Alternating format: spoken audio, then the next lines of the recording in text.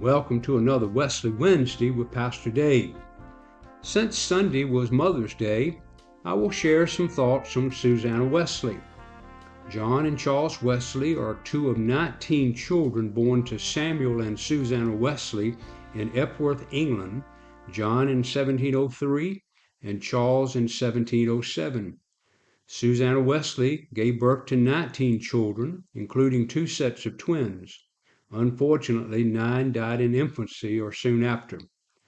Those who study the Wesley brothers quickly learn that their faith development goes back to their childhood and the nurturing love of their mother, Susanna. In fact, Susanna is said to be the mother Methodism, not simply because she gave birth to John and Charles, but because of her Christian faithfulness, which she passed on to them. Quoting from Jackie Green and Lauren Green McAfee, in their writings on the prayer life of Susanna Wesley, they write, Susanna took her relationship with God as seriously as she did her duties as a wife and mother. Early in her life, she vowed that she would never spend more time in leisure entertainment than she did in prayer and Bible study.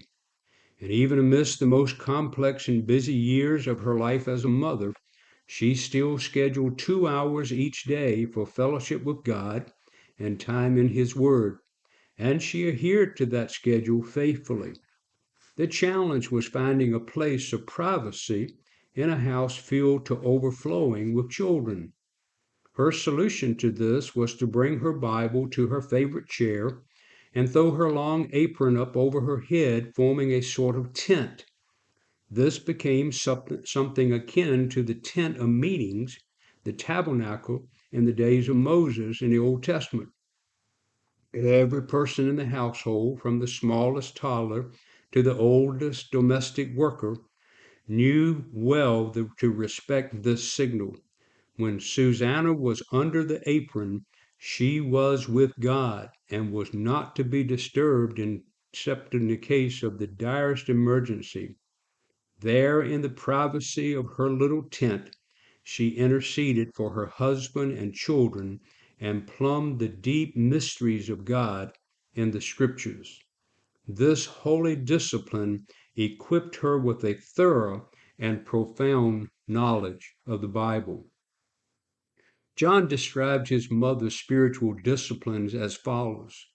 The children were taught the Lord's Prayer as soon as they could speak, and it would be prayed at rising and at bedtime each day. When the Wesley children were a little older, the day began with reading or singing a psalm, reading an Old Testament chapter, and saying private prayers all before breakfast. And at the end of the school day, they paired up to read a psalm and a New Testament lesson. And even when the children were very young, they were expected to participate in the daily family prayers. Sundays were special in the Wesley house, as children very early were made to distinguish the Lord's Day from all other days, and to attend worship at their father's parish, St. Andrew's Chapel.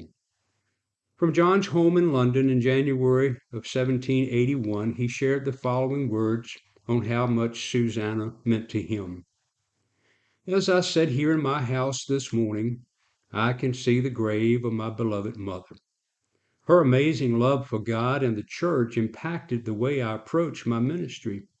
She helped me to understand how important it is to stretch the rules to include those called by God into ministry.